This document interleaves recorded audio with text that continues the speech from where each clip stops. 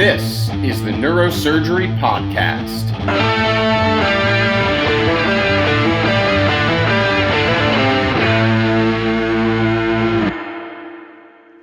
Alex Khalessi, it's great to see you here. Good to be with you, my man. Yeah. Thanks Back for on the having me. Neurosurgery Podcast. Last time you were on, we weren't doing video, we were talking about your MBA at Sloan, right? That's right. Good memory. Yeah, MIT, Sloan. That's right. Yeah. Have you put it to good use? I'd like to think so. You'd have to ask my faculty partners. But yeah, in the time as chair, it's important to be able to speak the language of finance, and I've tried to advocate for neurosurgery, and we're growing, so it's fun. Great. Well, so those who don't know, if you've been living under a rock, Alex Khalessi and I were at USC together as residents. We're also Stanford grads. That's right. You went to Hopkins for med school, though? I did. Good memory. And you're the chair at UC San Diego. I am. Yeah, one of the best programs in the country. So I want to talk to you about that because I was in Charlotte yesterday at the ERCAD facility with the CNSA guys, and I remember you were putting together this fantastic multi-dimensional industry collaborative, sort of lab of the future, right? Yeah. Yeah, you want to tell us about that? Sure, yeah, thanks, Mike. One of the blessings of being in San Diego, it's the third largest biotech ecosystem in the country, so we always wanted to be an agile. The third? After? San Francisco Bay Area and the greater Boston area, and then right. San Diego, and that's about an order of magnitude greater than everywhere else. So we had just over $1 billion in biotech VC funding last year. Awesome. It varies year over year. It toggles actually between the greater DC area, Research Triangle Park in Raleigh. Okay. For biotech specifically. Austin has a lot of obviously IS and other things going on. But big picture, we started on this journey about 10 years ago, 22 animal and cadaver stations, and then a 15-station microsurgical lab, and then a biplane angiography suite. And we've had really good partners in industry that allow us to not just train about 3,000 surgeons a year across a range of disciplines, but also make sure that we're a clearinghouse for new device technology. Okay, wow. And by the way, I want to say this, that I think it's so hard to be in a big university system like UC and walk that balance where you have industry partners that we need, right? Because they have the technology, and then being, compliant and all that.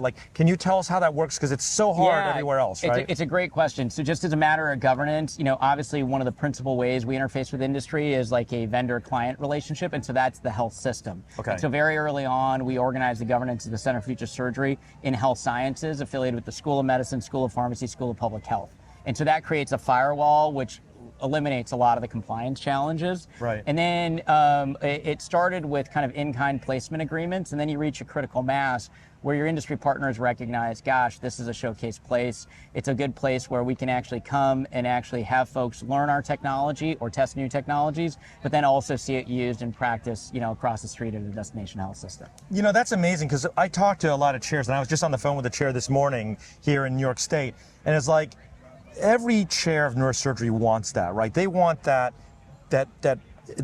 nexus of innovation where their residents or fellows or other neurosurgeons come in and they are using the newest technology, they're seeing the newest technology, they're helping to build it, and they're getting smarter faster. Their cycle of learning, that loop is so much faster if you're very around. Edisonian.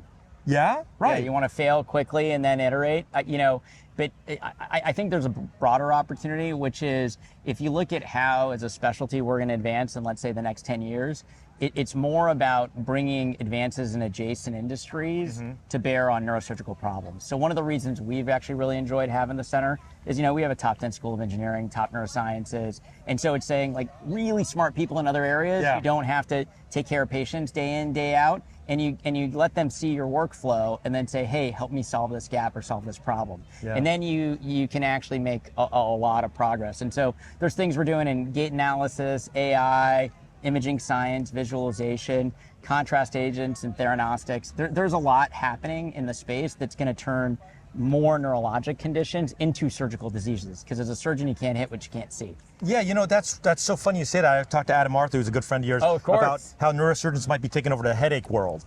Yeah, I think that's likely, because I think for a long time for severe refractory migraines we've thought that there's a structural component to that, hyperemia, the meninges, and so folks are looking at a range of interventional tools for refractory migraines. And you always think gosh, the rule number one, at least when I was training, when we were training together, is you don't do brain surgery for headaches, right? Yeah. That doesn't make a lot of sense. Right. It's a very non-specific condition. But the reality is when you look at things where people have enough of a disruption to their life, where they're trying pharmacologic agents that have a significant risk profile, then the competing standard of care is one that now can justify intervention. Because I'd much rather have my middle meningeal artery embolized or infused with an agent than I would to be on like 3 chronic abortive headache therapies day in, day out. Especially if it's more effective. Right. Yeah. That's my point. Yeah. So if nothing, you're sparing patients the side effect profile the medications they're otherwise turning to. This is interesting because, when Elon Musk said in 5 years there'll be no need for neurosurgeons, don't even go to medical school. I think what he's missing is that just like if we go to Mars, Elon, you're going to find all kinds of new problems to solve. Like in the human body, there's almost a limitless potential of problems to solve, right? We just need the right tools. Yeah, so I'll make 2 points on that I think is a pretty, the nicest rebuttal I've heard to that speculation. Yeah, I'd love to hear it. So the first is Jensen Huang, who's the CEO of NVIDIA. He had said, 10 years ago when we talked about AI and segmentation of imaging, they thought it was going to be the death of radiology. Like that was going to be the first specialty that went. And it turned out that there's actually more of a need for radiologists now than ever. And the reason that is because once imaging becomes reliable and there's higher degrees of computational power, you find new use cases for imaging. Right. So we now, just about everything we do now is imaging based. Whereas before it was a luxury that you had as a screening test or a confirmatory test. We used to do exploratory surgery. That's not the case. Right. Everything's highly imaged, even at the point of care. And that requires more in the way of radiology. He said that in the context of people are really worried with the advances in AI that there won't be a need for coders. So just because AI is doing the coding, he now believes coders are actually going to be able to do more because there's going to be more of a reliance on advanced programming because of the amplifying effect of AI. So in the same way, that actually in my mind makes your point, is that there used to be all these neurologic conditions that there wasn't a way a surgeon could ever intervene. But now we're getting to the point where we don't actually have to intervene on structure, we can intervene on function because we can see it for the first time. So there's going to be more for neurosurgeons to do, not less. Well, I can't wait to operate on people with fibromyalgia. But well, we may find out that fibromyalgia actually has or is a superset of certain diseases that actually do have a structural source. Right, and that's the other thing. Like these diseases are not phenotypically identical. There's a whole spectrum in almost every case, right? So I want to pivot a little bit. So I know your team's coming back, and by the way, congratulations, first time here. Thank you. First time here, and we just advanced to the playoffs. So it's a long trip from California, but it's not beginner's luck. Let's put it that way. We made it worth it. I want to pivot quickly because in talking about your what do you call it, the CRS? The CFS, the Center for Future Surgery. Okay, Center for Future Surgery. Like in the time when people are getting very, very nervous about extramural funding lines like NIH. Yeah, of course. Right. What you're doing is obviously very forward thinking. I want to pivot now to your role as head of the Washington Committee. Yeah. Thank you for that. Yeah. So thank you for your service, because people who do that job, I can't imagine how many hours. It's not a paid position. It is not a paid position.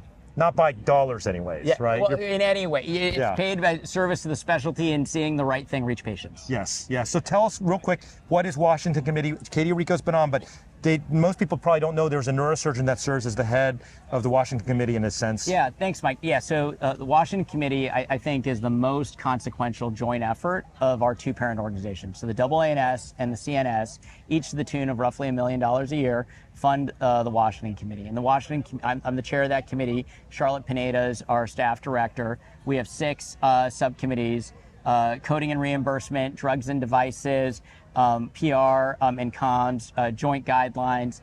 And these all neurosurgery-driven leaders are responsible for how neurosurgery procedures are valued, for example, in CPT at the RUC. So that's where kind of the RVU and physician fee schedule comes from. We actually advocate to the FDA for the approval of technology. You may have seen at the AANS, we had Marty McCary, the past FDA commissioner, and it was really through the advocacy of the Washington Committee that we narrowed that gap between FDA approval and when CMS will actually honor something with coverage and reimbursement.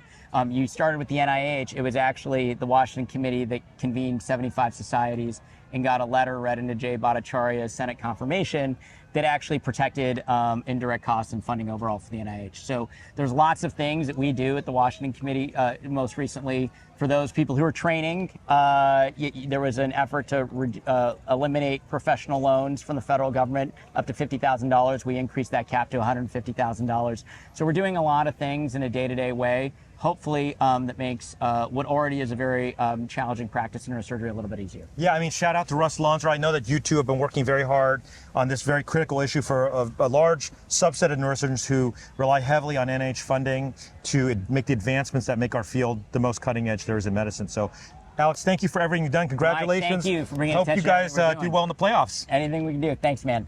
Good to be with you.